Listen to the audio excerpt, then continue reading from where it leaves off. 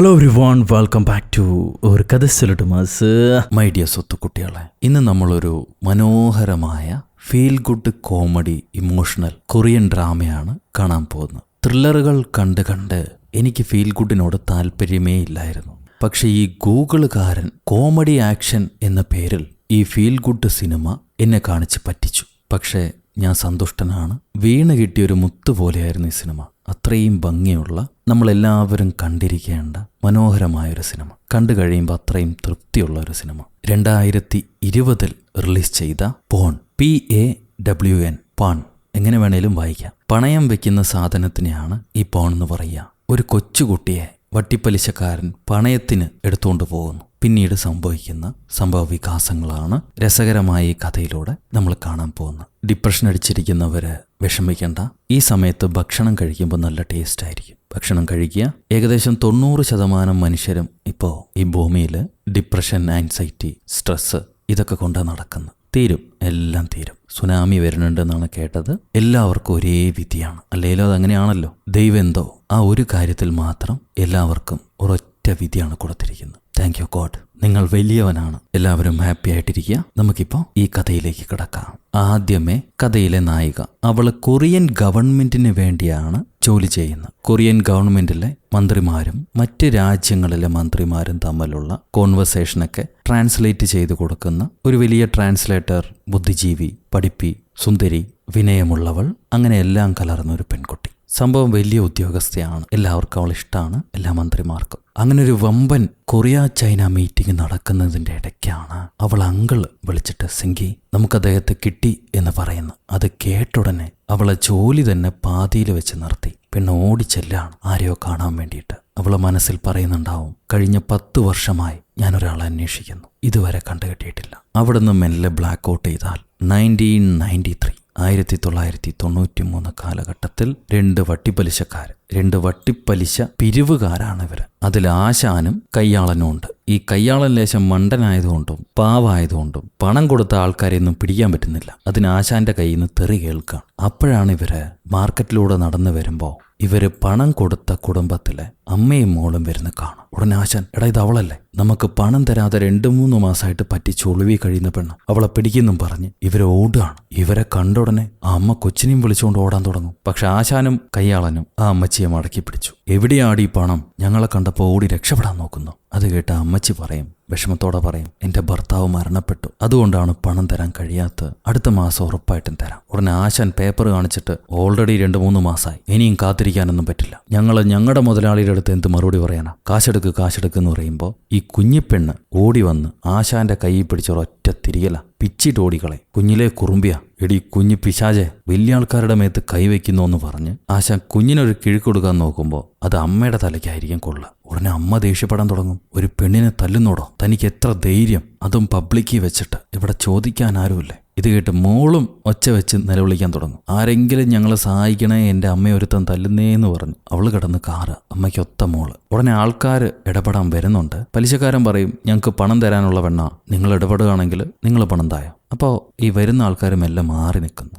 ആശാൻ അമ്മച്ചിയോട് ചോദിക്കും, ശരി, എന്നാ പണം നിനക്ക് ഇപ്പം തരാൻ പറ്റുന്നില്ലെങ്കിൽ വേണ്ട, പണയത്തിന് എന്തെങ്കിലും തായോ, നീ എവിടെയെങ്കിലും ഓടിപ്പോയാൽ ഞങ്ങൾ എങ്ങനെ നിന്നെ കണ്ടുപിടിക്കും, നിന്നെ വിശ്വസിക്കണമെങ്കിൽ പണയത്തിന് എന്തെങ്കിലും തായോ എന്ന് ചോദിക്കുന്നുണ്ട്. അവള് പറയും, എൻ്റെ കയ്യിൽ സ്വർണവും പണവും ഒന്നുമില്ല, ഞാൻ എന്ത് തരാനാ. ഉടനെ ആശാൻ ഈ കൊച്ചിനെ പൊക്കിയെടുത്തിട്ട്, പണയത്തിന് ഇതാ ഉണ്ടല്ലോ ഒരു കുഞ്ഞ്, എനിക്ക് ഇത് മതി, നീ പണം എടുത്തോണ്ട് വാ, നാളെ തന്നെ ഞങ്ങൾക്ക് തരാനുള്ള പണം തായോ, നിന്റെ മോളെ തിരിച്ചു വാങ്ങിയിട്ട് പോയിക്കോ, ഇനി വർത്താനവും പറച്ചിലൊന്നുമില്ല എന്നും പറഞ്ഞ് ഇയാൾ കൊച്ചിനും പൊക്കിയെടുത്തുകൊണ്ട് വന്ന് കാറിൽ കയറ്റി അതിനൊരു ചെറിയ ബൊമ്മയും കൊടുത്ത്, തിന്നാനൊക്കെ വാങ്ങിച്ചു തന്നില്ലേ, അത് തിന്നുകൊണ്ട് മിണ്ടാണ്ടിരി, നാളെ അമ്മ പണമായിട്ട് വന്ന് നിന്നെ കൊണ്ടുപോകും, വെറുതെ ഞങ്ങളെ ശല്യപ്പെടുത്തല്ലേ, കരയാതിരിക്കുന്നും പറഞ്ഞ് ആശാൻ കൊച്ചിനെ ആശ്വസിപ്പിക്കുകയാണ്. അവള് വാവട്ട് കരയുന്നു. ഈ സമയത്ത് അമ്മച്ചി അവരുടെ ഭർത്താവ് ജോലി ചെയ്തിരുന്ന സ്ഥലത്ത് പോയിട്ട് ഭർത്താവിന് ബാക്കി കിട്ടാനുള്ള പണം ചോദിക്കുന്നുണ്ട്. അവിടുത്തെ മുതലാളി പറയും, നിന്റെ കെട്ടിയവന് കിട്ടാനുള്ള പണവും വാങ്ങിച്ചിട്ട് അവനിഷ്ടമുള്ള പെണ്ണുമായിട്ട് ഓടിപ്പോയി, ഞാൻ അവന് പണം കൊടുത്തതാണ്, പിന്നെ ഭാര്യയായ നീയും വന്ന് ചോദിച്ചാൽ ഞാൻ എന്ത് ചെയ്യാനാ? അവൻ പണവുമായ പെണ്ണുമായി എങ്ങോട്ടെങ്കിലും പോയി. ഇതിനിപ്പോൾ ഞാനാണോ ഉത്തരവാദി? അപ്പൊ സംഭവം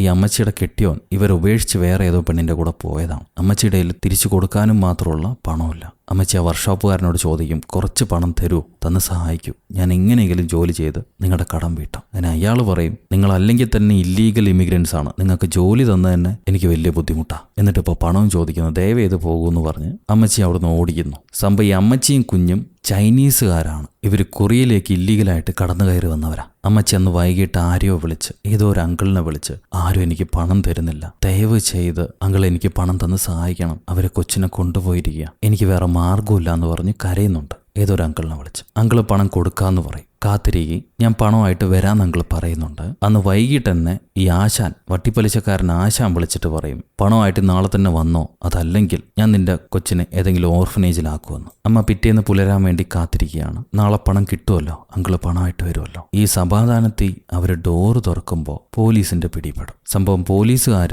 ഇല്ലീഗലായിട്ട് കടന്നുകൂടിയവരെ ഓരോരുത്തരായിട്ട് പൊക്കുകയായിരുന്നു. അതിൽ അമ്മയും പെട്ടു. ഇവിടെ ആശാൻ കൊച്ചിനെ കൊണ്ടുവന്ന് കയ്യാളന്റെ മുറിയിൽ തള്ളിയിട്ട് അവിടെ എങ്ങാനും ഏതെങ്കിലും മൂലയ്ക്ക് പോയി കിടന്നോന്നും പറഞ്ഞ് മുറിയിലാക്കി ചെന്ന് ഇവർ ഭക്ഷണം കഴിക്കും. അപ്പൊ ഈ കയ്യാളൻ ചോദിക്കുന്നുണ്ട്, ആശാനെ, ആ അമ്മ എങ്ങാനും നാളെ പണം കൊണ്ടുവന്നില്ലെങ്കിലോ, കൊച്ചിനെ ഉപേക്ഷിച്ചാലോ? അത് കേട്ട് ആശാൻ പറയും, ആ അമ്മയ്ക്ക് ഈ കുഞ്ഞ് മാത്രമേ ഉള്ളൂ, ഏതമ്മയാടാ കുഞ്ഞിനെ ഉപേക്ഷിക്കുക, അതെന്തായാലും പണമായിട്ട് വരും, എങ്ങനെയെങ്കിലൊക്കെ പണമായിട്ട് വരും. അതിന് കയ്യാളൻ ചോദിക്കും, ഒരു പക്ഷേ അവൾ പോലീസിൽ അറിയിച്ച് നമ്മൾ കിഡ്നാപ്പ് ചെയ്തു എന്ന് കംപ്ലൈന്റ് ചെയ്താലോ, നമുക്ക് പണിയാവില്ലേ? അതിന് ആശാൻ, ആ പെണ്ണ് ഇല്ലീഗലായിട്ട് ഈ നാട്ടിലേക്ക് കടന്നു വന്നവളല്ലേ, സ്റ്റേഷനിൽ പോയാൽ ആദ്യം പിടിക്കുന്ന അവളെ ആയിരിക്കും, അതുകൊണ്ട് നമുക്ക് കുഴപ്പമൊന്നുമില്ല, കഴിച്ചിട്ട് കിടക്കാമെന്നും പറഞ്ഞ് ഇവർ കഴിച്ചിട്ട് കിടക്കുന്നു. നമ്മുടെ കുഞ്ഞാവി അമ്മേന്നും പറഞ്ഞ് വാവിട്ട് കരഞ്ഞുറങ്ങായിരിക്കും. പിറ്റേന്നാണെങ്കിൽ ഈ പലിശപ്പിരിവുകാരുടെ ഓണറില്ലേ, ഓണർ ഇവന്മാര് ആരുടെ കയ്യിൽ നിന്നും പിരിവ് നടത്തിയിട്ടില്ല, പോരാത്തതിനൊരു കൊച്ചു കുട്ടീനെ പിടിച്ചോണ്ട് വന്നിരിക്കുന്നു. അതിനിവർ രണ്ടുപേരെയും നല്ല തെറി പറഞ്ഞിട്ട്, ഇനി പോലീസ് കേസാവുകയാണെങ്കിൽ അതും കൂടി ഞാൻ ഏൽക്കണോടാ, നിങ്ങൾ രണ്ടുപേരുടെ ഈ മാസത്തെ ശമ്പളം കട്ട്, ഇനി ആ കൊച്ചിനെ വെച്ചുകൊണ്ടിരിക്കേണ്ട, അതിനെ കൊണ്ട് എവിടെയെങ്കിലും കളയി അല്ലെങ്കിൽ തിരിച്ചു കൊടുക്ക്, നമ്മൾ തമ്മിൽ കോൺട്രാക്റ്റ് ഉണ്ട്, ആ കോൺട്രാക്റ്റിൽ സ്റ്റിക്ക് ചെയ്ത് പണം മാസാമാസം കളക്ട് ചെയ്ത് തന്നില്ലെങ്കിൽ പിന്നെ നിങ്ങൾക്ക് ജോലിയില്ല എന്ന് പറഞ്ഞ് ഇവരെ ചീത്ത പറഞ്ഞ് ഇറക്കി വിടും. ഇവർ കൊച്ചിനെയും പിടിച്ചോണ്ട് പോവുകയാണ്. വേറെ വഴിയില്ലല്ലോ, ഇനിയിപ്പോൾ എന്താ ചെയ്യാൻ പറ്റുക? അതിനെ കൊണ്ടുപോയി വീട്ടിൽ വിടണം. ഇപ്പോൾ ഉച്ച സമയമായി. അമ്മ പൈസയായിട്ട് വരാമെന്നും പറഞ്ഞ് പണമായി വന്നിട്ടുമില്ല. ശരി, എന്നാൽ പിന്നെ നിന്റെ വീട് എവിടെയാ, ഞാൻ അവിടെയെങ്കിലും കൊണ്ടുപോയി ഇറക്കി വിടാം, വീട് എവിടെയാണെന്ന് പറയടി മോളെന്നും പറഞ്ഞ് ഇയാളൊരു കിഴിയും വെച്ച് കൊടുക്കുന്നുണ്ട്. കൊച്ചാണെങ്കിൽ വാശി പിടിച്ചതുപോലെ കാറി മിണ്ടാതിരിക്കുക. ട്രാഫിക് സിഗ്നൽ വരുന്ന സമയത്ത് ഇവള് ഡോറ് തുറന്ന് ഒറ്റ ഓട്ടാണ്. കുഞ്ഞുകുട്ടിയല്ല, ഓടിപ്പോയാൽ പിടിക്കാൻ പറ്റും ഈ തന്തന്മാരെ കൊണ്ട്. ഇവരും പുറകെ ഓടുന്നുണ്ട്. ആ വഴി പോയി നോക്കി, ഈ വഴി പോയി നോക്കുന്നും പറഞ്ഞ് കിളവന്മാര് പല വഴി ഓടിയിട്ട് കൊച്ചിനെ കിട്ടിയില്ല. കൊച്ചു ഒളിച്ചിരിക്കുകയായിരുന്നു. അവസാനം എന്ത് ചെയ്യാൻ പറ്റും? നമ്മുടെ കയ്യാളന് മനസ്സിൽ ഇത്തിരി സ്നേഹവും കരുണയൊക്കെ ഉള്ളതാ. കുഞ്ഞുകുട്ടിയല്ലേ, എവിടെ ചെന്ന് പെട്ട് എന്ത് ചെയ്യാണാവോ, നമുക്ക് തേടി കണ്ടുപിടിച്ച് അമ്മയ്ക്ക് തിരിച്ചേൽപ്പിക്കണ്ടേ? അത് കേട്ട് ആശാൻ പറയും, പിന്നെ അതല്ലേ നമ്മുടെ ജോലി, അതിനുവേണ്ടിയല്ലേ നമ്മൾ ജീവിക്കുന്നു. ആ പെണ്ണ് ഓടിപ്പോയിന് എന്ത് ചെയ്യാനാ, എഴുന്നേറ്റ് വാടാ, പോയി തൊലയാണെങ്കിൽ തൊലയട്ടെ എന്നും പറഞ്ഞ് ആശാൻ കയ്യാളിനെയും വിളിച്ചുകൊണ്ട് പോകും. ഈ കുഞ്ഞാണെങ്കിൽ വൈകുന്നേരം ആവുമ്പോൾ ആരെയും കാണാതെ ഒളിച്ചൊളിച്ച് അവളുടെ വീട് കണ്ടുപിടിച്ച് തപ്പിപ്പിടിച്ച് എത്തിപ്പെടും. കുഞ്ഞിന് ആ ടൗണൊക്കെ അറിയാം. ഒരു കണ്ടെയ്നറിനകത്താണ് ഈ അമ്മയും മോളും താമസിച്ചുകൊണ്ടിരുന്നത്. കുഞ്ഞ് വീട്ടിലേക്ക് എത്തുമ്പോണ്ട് അവിടെ പോലീസുകാർ വീടിനകത്ത് സെർച്ചിങ് നടത്തുന്നു. ഇവൾ ഒളിച്ചിരിക്കും. ഈ പോലീസുകാർ പോയതിൽ പിന്നെയാണ് ഇവള് മറിഞ്ഞിരുന്ന താക്കോലും എടുത്ത് കതക് തുറന്ന് അകത്തേക്ക് കയറുന്നു. അകത്ത് അമ്മയില്ല. അകത്തേക്ക് കയറിയവള് ആദ്യ ദിവസം അമ്മയുമായിട്ട് ഈ വീട്ടിലേക്ക് വന്നത് ഓർക്കും. അച്ഛൻ പിരിഞ്ഞതിൽ പിന്നെ അമ്മ മോളെയും കൂട്ടി ഈ കണ്ടെയ്നറിനകത്തേക്കാണ് വന്നത്. ഇനി നമ്മുടെ വീട് ഇതാണ് മോളെ, നമ്മളിവിടെ സന്തോഷമായിട്ട് ജീവിക്കും, മോളെ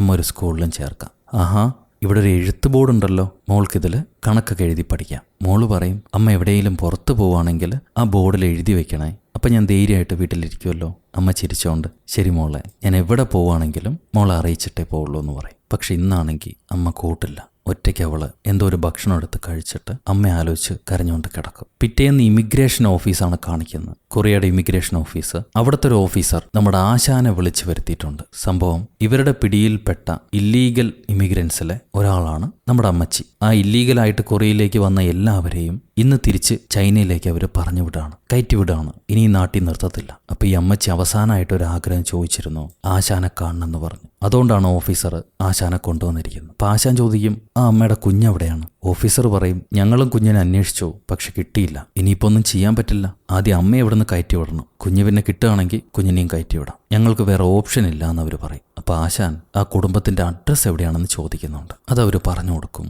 അത് കഴിഞ്ഞ് അമ്മച്ചിയെ തനിച്ച് ആശാൻ കാണുന്നു. കുഞ്ഞ് കയ്യിൽ നിന്ന് മിസ്സായി പോയി എന്നുള്ള കാര്യം ആശാൻ അമ്മയോട് പറയുന്നില്ല. കുഞ്ഞെവിടെയും ചോദിക്കുമ്പോൾ ആശാൻ പറയും അവൾക്ക് കുഴപ്പമൊന്നുമില്ല, ഭക്ഷണം കഴിച്ച് വീട്ടിലുണ്ടെന്ന്. അപ്പം അമ്മച്ചി, എനിക്കിനി വേറെ ഓപ്ഷൻ ഇല്ല, എൻ്റെ കൂടെ അവളെ തിരിച്ചു കൊണ്ടുപോകാനും പറ്റില്ല.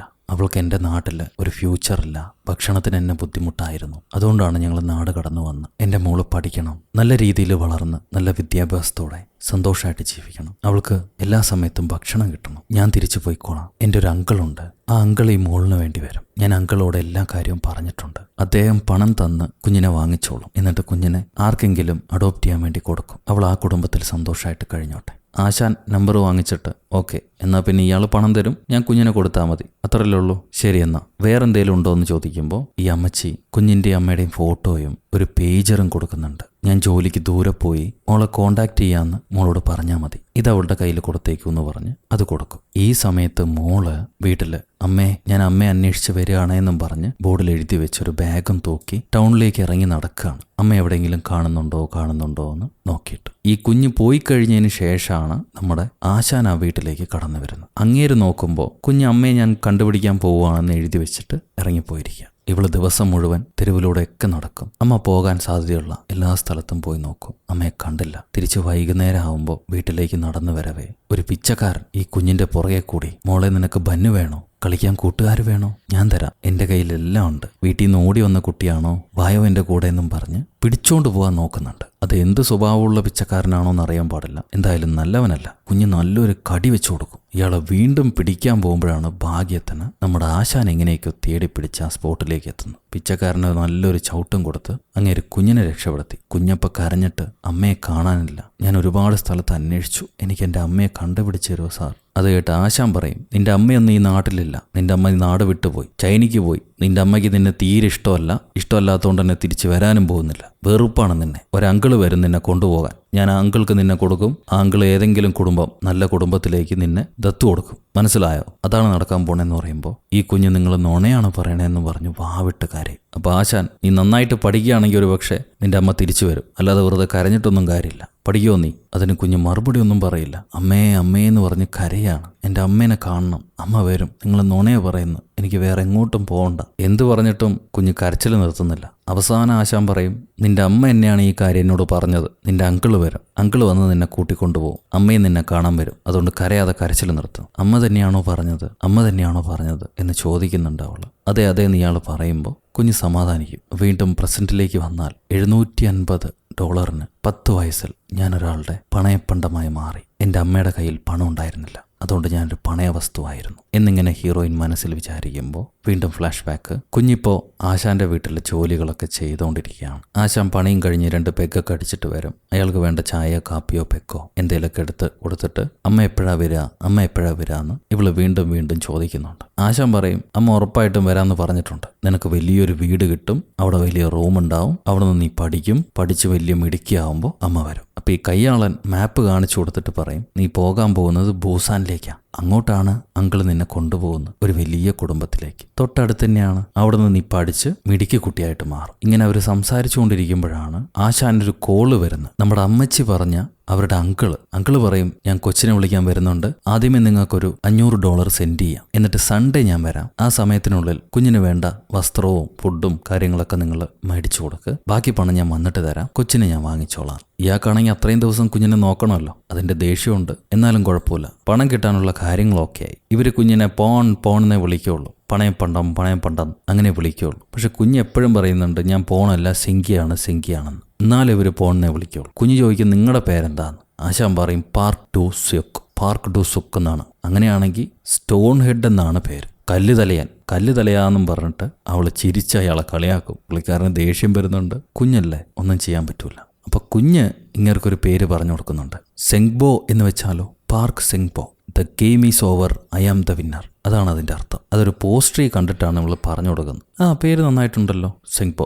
ശരിയെന്നും പറഞ്ഞ് ഇവർ കുഞ്ഞിനെ വിളിച്ചുകൊണ്ട് പോയി അവൾക്ക് വേണ്ട വസ്ത്രമൊക്കെ വാങ്ങിച്ചു കൊടുക്കുന്നുണ്ട്. അവൾക്ക് ഇഷ്ടമുള്ള സാധനങ്ങളൊക്കെ വാങ്ങിച്ചു കൊടുക്കുന്നു. നമ്മുടെ കയ്യാളിനാണെങ്കിൽ ഒരു പെണ്ണുമായിട്ട് ചേർന്ന് അടികൂടുക, $30 വസ്ത്രം എടുക്കാൻ. ആ പെണ്ണ് തട്ടിപ്പറിക്കവേ അതിനെ പറ്റിച്ച് പുറകിൽ കൂടെ വന്ന് ഇയാൾ അത് കവർന്നെടുത്തുകൊണ്ട് പോകും. തിന്നാൻ ഭക്ഷണമൊക്കെ വാങ്ങിച്ചു കൊടുക്കുന്നു. ഇനി സോള് വിട്ട് പോകുന്നതിന് മുന്നേ നിനക്ക് മറ്റെന്തെങ്കിലും വേണോ, നാളെ നീ പോവുമല്ലേ? അപ്പോൾ കുഞ്ഞു പറയും, എനിക്ക് മ്യൂസിക് വീഡിയോ കാണണമെന്ന് പറയും.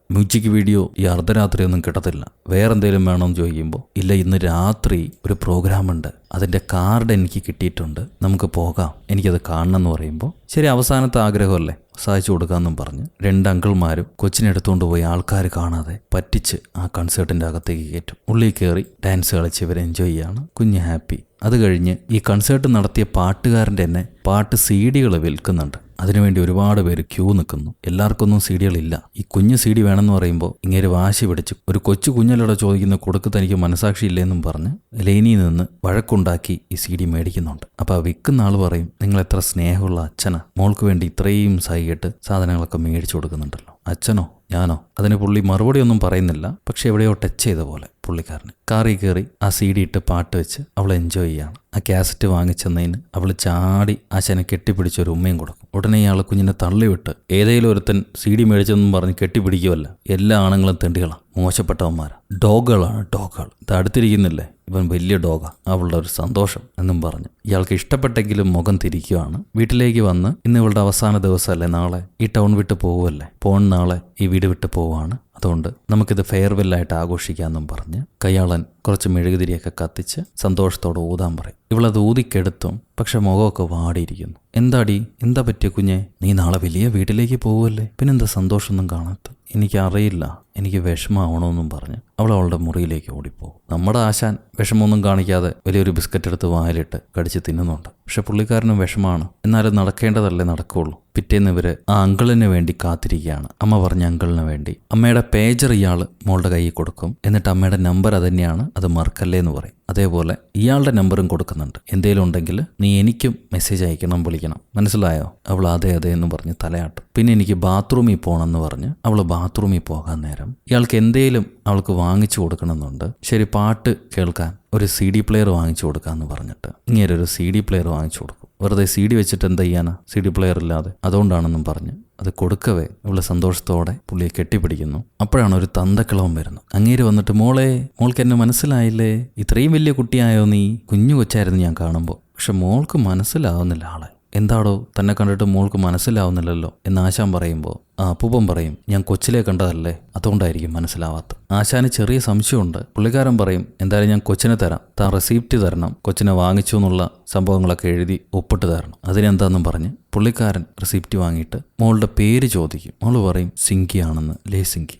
മോളുടെ പേര് പോലും ഇയാൾക്ക് അറിഞ്ഞൂടാ. എന്നിട്ടാണ് മോളെ വിളിച്ചുകൊണ്ട് പോകാൻ വന്നേക്കുന്നത്. അയാൾ എഴുതി ഒപ്പിട്ട് കൊടുക്കും, ഞാൻ കൊച്ചിനെയും കൊണ്ട് പോവാണ്, പണം കൊടുത്തിട്ടുണ്ടെന്നൊക്കെ പറഞ്ഞു. അവളുടെ പുതിയ വീട് സെറ്റായെന്ന് ചോദിക്കുമ്പോൾ ആ തന്ത പറയും, അതെ പുതിയ വീട് സെറ്റായിട്ടുണ്ട്, പാലസ് പോലെയാണെന്ന് പറയും. ശരി, എന്നാ പൊക്കോളൂ എന്ന് പറഞ്ഞു വിടാൻ നേരം ആശാൻ കൊച്ചിന്റെ അമ്മയുടെയും ഫോട്ടോ, ഇത് അമ്മ തന്നതാ, നിന്റെ കയ്യിൽ തന്നെ ഇരിക്കട്ടെ, അമ്മ ഉറപ്പായിട്ട് നിനക്ക് വേണ്ടി തിരിച്ചു വരും എന്ന് പറഞ്ഞിട്ട് അത് കൊടുക്കും. എന്നിട്ട് എൻ്റെ നമ്പർ ഓർമ്മയുണ്ടല്ലോ, പേജർ നമ്പർ, എൻ്റെ ബർത്ത്ഡേ 0623, അത് മറക്കരുത്.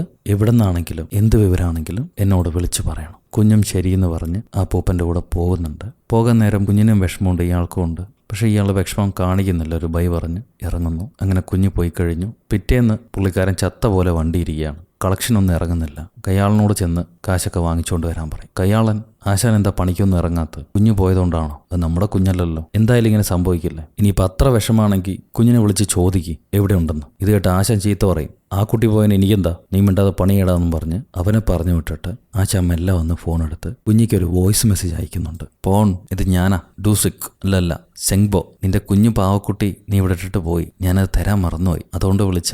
പുതിയ വീട് ഇഷ്ടമായോ നിനക്ക്? പുതിയ അമ്മ എങ്ങനെയുണ്ട്? പുതിയ അച്ഛൻ എന്ത് ജോലിയാണ് ചെയ്യുന്നേ? സ്കൂൾ എങ്ങനെയുണ്ട്? പുതിയ കൂട്ടുകാരെയൊക്കെ കിട്ടിയോ?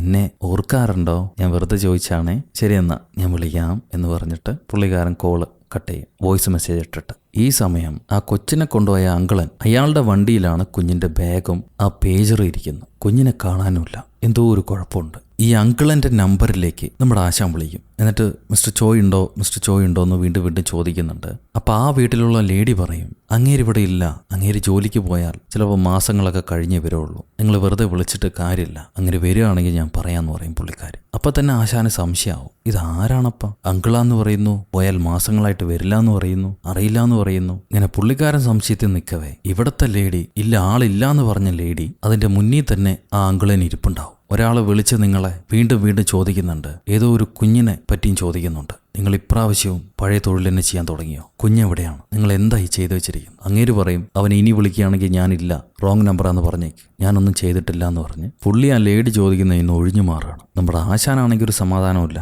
ആശാൻ ആ അങ്കിളിൻ്റെ നമ്പർ വെച്ചിട്ട് പുള്ളിക്കാരൻ്റെ അഡ്രസ്സ് കണ്ടുപിടിക്കാൻ പറയും അയാളിനോട്. എന്നിട്ട് അഡ്രസ്സ് കണ്ടുപിടിച്ച് പിറ്റേ ദിവസം തന്നെ അയാളുടെ വീടിന് മുന്നിൽ ചെന്ന് നിൽക്കുകയാണ്. നല്ല അടിച്ച് ഫിറ്റായ ഡോസിൽ ഈ അങ്കിള് വരും. പാർക്ക്, മിസ്റ്റർ പാർക്ക്, നിങ്ങൾക്ക് എന്നെ ഓർമ്മയുണ്ടോ? സെങ്കി എവിടെ? ആ കുഞ്ഞെവിടെ? അത് കേട്ട് തന്ത പറയും, ഞാൻ അവളെ പറഞ്ഞു വിട്ടു, പുതിയ വീട്ടിലേക്ക് പറഞ്ഞു വിട്ടു. അപ്പം ഇങ്ങനെ അഡ്രസ്സ് ചോദിക്കുന്നുണ്ട്. എനിക്ക് അഡ്രസ്സ് വേണം, കുഞ്ഞിൻ്റെ അഡ്രസ്സ്. അതിന് തന്ത പറയും, എന്തിനാ കുഞ്ഞിൻ്റെ അഡ്രസ്സ്? വീണ്ടും അവളെ വിൽക്കാനാണോ? ഞാൻ നിന്നെ പോലെയാണോ എന്ന് കരുതിയോടാന്ന് ചോദിച്ചിട്ട് ആശാൻ ഒരൊറ്റ ചവിട്ട് വെച്ച് കൊടുക്കുന്നുണ്ട്. സത്യം പറ, എവിടെയാടാ കൊച്ച്? എത്ര രൂപയ്ക്കാണ് നീ കൊച്ചിനെ വിറ്റത്? ഞാൻ അയച്ച മെസ്സേജുകൾക്കൊന്നും അവൾ റിപ്ലൈ തരുന്നില്ല. നീ അവൾ എന്താ കാണിച്ച്? എത്ര പണം നിനക്ക് കിട്ടി? കിളവൻ പറയും, $300. $300 കിട്ടിയപ്പോൾ ഇയാൾ കൊച്ചിനെ വിറ്റു. അപ്പം കിളവൻ, അതെ, എനിക്ക് $300 കിട്ടി, നിനക്ക് $700 കിട്ടി. നമ്മൾ രണ്ടുപേരും ഏകദേശം ഒരേ ട്രാക്കിൽ ജീവിക്കുന്നവരാ. നീ നല്ലത് വിചാരിച്ചിട്ടാണോ കൊച്ചിനെ എന്നെ ഏൽപ്പിച്ചു? പിന്നെ ഞാനെന്ത് ചെയ്യാനാ? ഇങ്ങനെ നീ മനുഷ്യനാണോടാ തെണ്ടിയെന്ന് പറഞ്ഞ് മോന്തയ്ക്ക് 4 കുത്തു കൊടുക്കുന്നുണ്ട്. എന്നിട്ട് വീണ്ടും അഡ്രസ്സ് ചോദിക്കും. പക്ഷെ ഇയാൾക്ക് അഡ്രസ്സ് അറിയാൻ പാടില്ല. ആർക്കോ വിറ്റു, കിളവൻ അഡ്രസ്സ് അറിയാൻ പാടില്ല. ആ അമ്മയുടെ കയ്യിലോ നിന്റെ കയ്യിലോ എൻ്റെ കയ്യിലോ പണമില്ല. പണമുള്ളവർ ആ കൊച്ചിനെ കൊണ്ടുപോയി എന്തെങ്കിലും ചെയ്തോട്ടെ, അല്ലാതെ ഇമോഷൻ കാണിച്ചിട്ടൊന്നും കാര്യമില്ല എന്നും പറഞ്ഞ് കിളവൻ എന്തൊക്കെയോ പറഞ്ഞ് ഇയാളെ തിരിച്ചു വിടുന്നു. പാവം വിഷമത്തോടെ ആശാൻ തിരിച്ച് നാട്ടിലേക്ക് വരവേ ഈ കുഞ്ഞെത്തിപ്പെട്ടിരിക്കുന്ന ഒരു ബ്രോത്തലിലാണ്. ബ്രോത്തലിലെ ലേഡികൾക്ക് വേണ്ട സേവനമൊക്കെ ചെയ്തു കൊടുക്കണം, കക്കൂസ് കഴുകണം, അവർക്ക് വേണ്ട ഫുഡ് എടുത്തു കൊടുക്കണം, ക്ലീൻ ചെയ്യണം. അതിനൊരു ഓണറും ഉണ്ട്. കുഞ്ഞിന് സ്കൂളിൽ പോകാൻ ആഗ്രഹമുണ്ട്. കുഞ്ഞ് ഓണറോട് ചോദിക്കും, എന്നെ സ്കൂളിൽ വിടുന്നുണ്ടോ എന്ന്. അപ്പോൾ ഓണർ പറയും, അടുത്ത വർഷമാണ് സ്കൂൾ സ്റ്റാർട്ട് ചെയ്യുന്നത്, അതുവരെ പോയി പണിയെടുക്കുന്നു. കുഞ്ഞിന് മനസ്സിലായി, ഇവരെന്നെ പണിയെടുപ്പിച്ചുകൊണ്ടിരിക്കും, ഞാൻ എവിടെയോ വന്ന് പെട്ടിരിക്കുകയാണ്. കുഞ്ഞൊരു വിസിറ്റിംഗ് കാർഡ് എടുത്തിട്ട് പോകുന്നുണ്ട്. ഈ മസാജ് സെൻറ്ററിൻ്റെ വിസിറ്റിംഗ് കാർഡ്. രാത്രി ഏതോ ആണൊക്കെ വരുന്നു, പാട്ട് പാടുന്നു, പെണ്ണുങ്ങളായിട്ട് ഡാൻസും കൂത്തൊക്കെ നടക്കുന്ന സമയം. കുഞ്ഞിക്ക് അമ്മയുടെ നമ്പർ അറിയാലോ. അമ്മയുടെ നമ്പറിലേക്ക് ഡയൽ ചെയ്തിട്ട്, അമ്മയ്ക്ക് സുഖമാണോ? ഞാനിവിടെ സുഖമാണ്, എന്ത് ചെയ്യുവാണ്? എപ്പോഴാണ് അമ്മ തിരിച്ചു വരിക? എപ്പോഴാണ് എന്നെ വിളിച്ചുകൊണ്ട് പോകുന്നത്? ഒരുപാട് ദിവസം കാത്തിരിപ്പിക്കല്ലേ എന്ന് പറഞ്ഞ് ഇവള് മെസ്സേജ് വിടും. ഈ നേരത്ത് നമ്മുടെ ആശാനാണെങ്കിൽ കുഞ്ഞിൻ്റെ ബാഗും എടുത്ത് വെച്ച് കുഞ്ഞിനെ പറ്റി എന്നിങ്ങനെ ആലോചിച്ചുകൊണ്ടിരിക്കുക. അപ്പോൾ ഈ ബാഗിനകത്ത് പേജറുണ്ട്. ഈ പേജറിലേക്ക് മെസ്സേജ് വന്നിട്ടുണ്ട്. കുഞ്ഞയച്ച മെസ്സേജ്. ആ നമ്പർ നമ്മുടെ അങ്കിളിന് കിട്ടി, പേജറിലുണ്ട്. കുഞ്ഞ് എവിടുന്നാണോ മെസ്സേജ് അയച്ചിരിക്കുന്നത് ആ നമ്പർ.